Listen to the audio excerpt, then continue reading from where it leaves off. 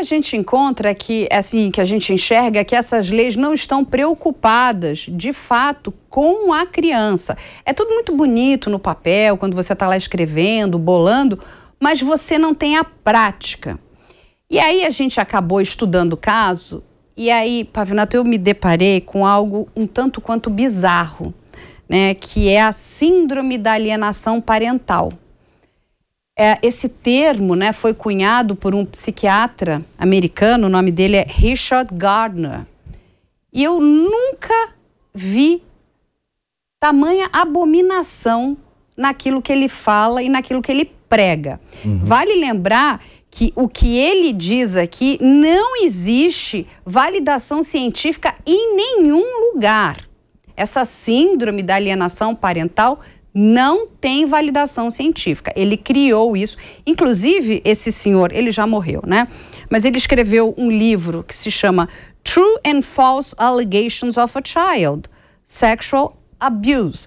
Aí, e o que ele fala? Eu preciso ler, porque isso aqui é de horrorizar. Olha o que ele fala. Tá aqui. Vou ler para vocês, né?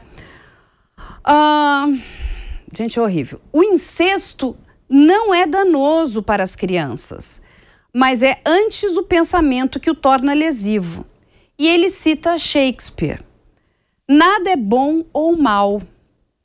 E o pensamento que o faz assim. Nessas discussões, a criança tem que perceber que na nossa sociedade ocidental assumimos uma posição muito punitiva e moralista sobre encontros sexuais adulto-criança.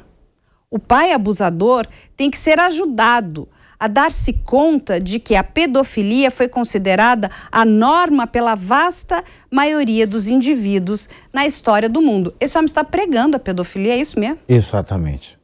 Ele está pregando a pedofilia num movimento em que o progressismo, que a esquerda mundial atual chama de movimento antimanicomial.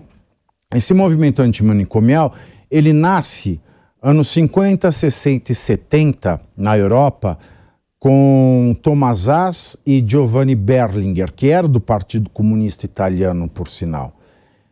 O que quer dizer o movimento antimanicomial? Eles dizem que a loucura, ela é uma invenção do poder ocidental para reprimir aqueles que saem para fora dos padrões da sociedade. Eu costumo dizer o seguinte: não há mentira mais perversa do que a meia-verdade. Que a meia-verdade, ela traz elementos que enganam e fazem com que uma mentira se estabeleça como se verdade fosse, de uma maneira muito mais fácil do que uma mentira completa. Então a meia-verdade, ela é uma mentira muito mais elaborada e danosa à sociedade.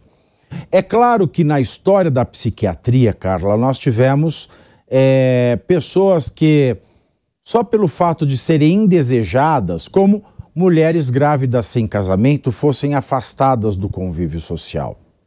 Mas nem tudo é verdade. Se lá no começo da psiquiatria nós tínhamos uma pretensa ciência médica que previa sanear a sociedade de acordo com uma norma de moralidade religiosa, o fato é que, a partir da década de 1950, com o descobrimento dos fármacos psiquiátricos e das correlações entre a função de determinado medicamento e o comportamento de uma pessoa, a psiquiatria, ela deixou de ser aquilo que ela sempre foi, ou seja, ela deixou de ser uma matéria de sanitarismo social para se tornar de fato uma ciência, para ingressar de fato como uma área da medicina.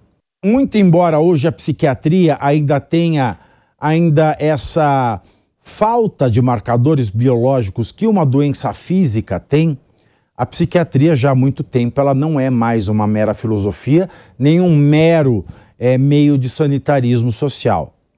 Nós conseguimos traçar padrões de sofrimento nas pessoas que têm uma conduta que não se coaduna com a conduta dessa maioria chamada normal. E por que eu digo sofrimento? Porque o transtorno psiquiátrico, ele é algo que causa sofrimento. E tudo que causa sofrimento não pode ser considerado saudável. Logo, uma pessoa que sofre porque tem desejos sexuais que não podem ser realizados sem o sofrimento de outro, essa pessoa, ela tem um transtorno.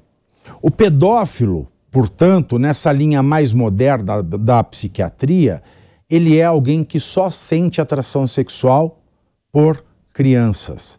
Da mesma maneira que um heterossexual só tem atração sexual pelo sexo oposto, ou que um homossexual só tem atração sexual pelo mesmo sexo, o pedófilo é aquele que nasce com essa condicionante misteriosa, porque ninguém sabe por quê e ninguém sabe dizer como é que se cura, porque cura não existe.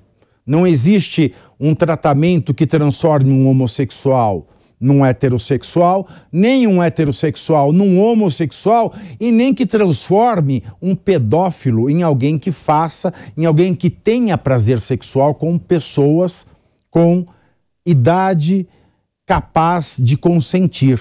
Portanto, o pedófilo é aquele que nasce, não se sabe por quê, não se sabe como, não se sabe por qual razão, com atração sexual e com prazer sexual através de uma relação com um menor de idade, com uma criança. Então não se sabe por quê e isso não tem cura.